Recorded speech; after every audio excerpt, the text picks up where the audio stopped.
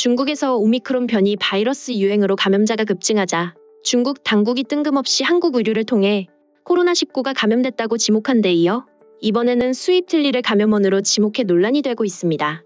바이러스의 기원이 중국이 아니라고 정당화하면서 우리도 피해자라는 논리를 강화하려는 취지로 보입니다. 최근 펑파이 신문 등 중국 매체는 중국 질병통제센터가 운영하는 주간지에 게시된 글을 인용해 외국 수입 틀니가 중국 일부 지역에서 오미크론 집단 감염을 일으킨 사례가 보고됐다고 주장했습니다. 보도에 따르면 지난 1월 광둥성 주하이에 거주하는 7가구가 코로나19에 걸리는 집단 감염 사례가 발생했는데 역학조사 결과 일본 확진자인 30대 여성이 미국과 유럽에서 수입되는 틀니를 접촉한 사실이 확인됐다는 것입니다. 주하이시 질병관리센터는 이 여성이 근무하는 회사에서 670개 샘플을 채취해 검사한 결과 6개 샘플에서 양성을 확인했다면서 수입 위치와 치아 모형을 해당 집단 감염 사례의 감염원으로 지목했습니다. 중국 포털 사이트 바이두에서 한국 수입 의류를 검색하면 전염병 상황이나 바이러스가 묻어 있는가 등이 연관 검색어로 나타나고 있습니다. 저장성 샤오싱 씨는 지난 7일 위챗을 통해 최근 항저우시 코로나19 확진자 1명이 외국 의류를 통해 감염됐다며 한국에서 수입한 의류를 구입한 사람은 핵상 검사를 받아야 한다. 꼭 필요한 것이 아니면 당분간 외국 제품을 사지 말라고 밝혔습니다. 저장성과 장수성 내의 일부 도시도 샤오싱 씨와 비슷한 내용의 권고령을 내렸습니다.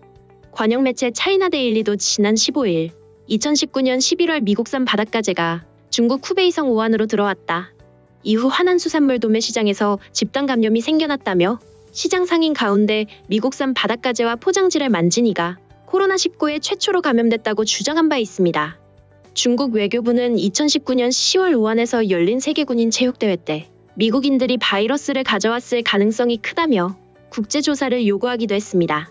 대다수 국가는 우한 도매시장에서 판매한 박쥐나 천상갑 등을 통해 사람에게 전파됐을 가능성이 가장 높다고 보고 있습니다.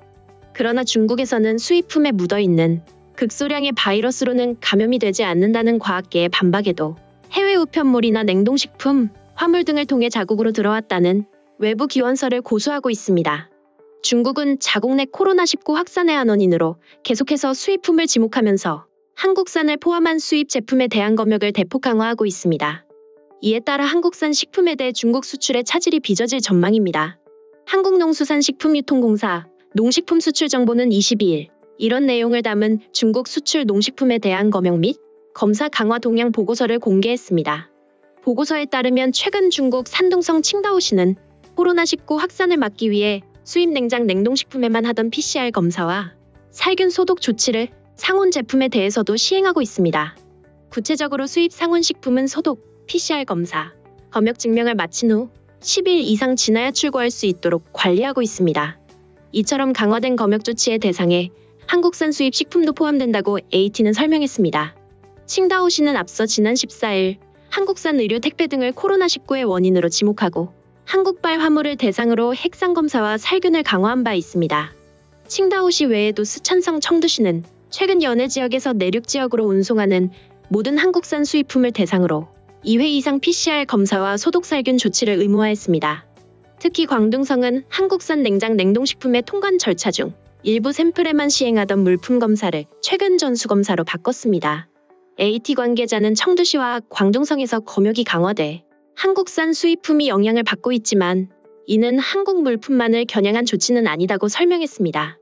보고서는 이와 함께 중국 일부 지역에서는 당국의 봉쇄 조치와 교통 통제에 따라 물류 작업이 정체되고 있다고 전했습니다.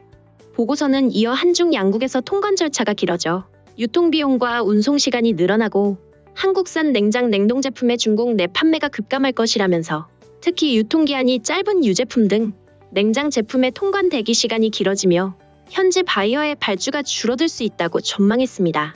중국 네티즌들은 관련 소식에 대해 다양한 반응을 보였습니다.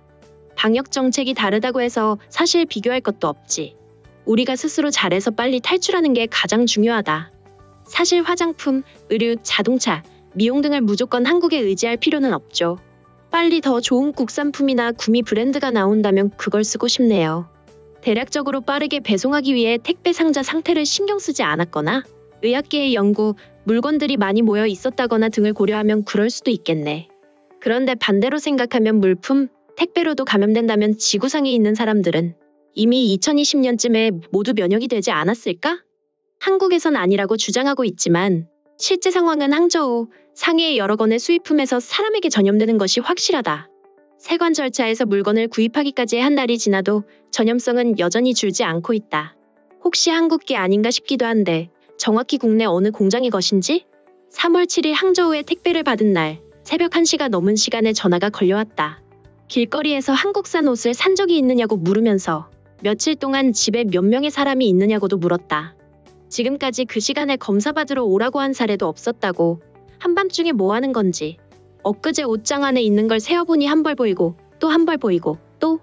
아무래도 바이러스는 물건과 인체에서 잠복하는 시간이 다를 테니 조심해야겠죠.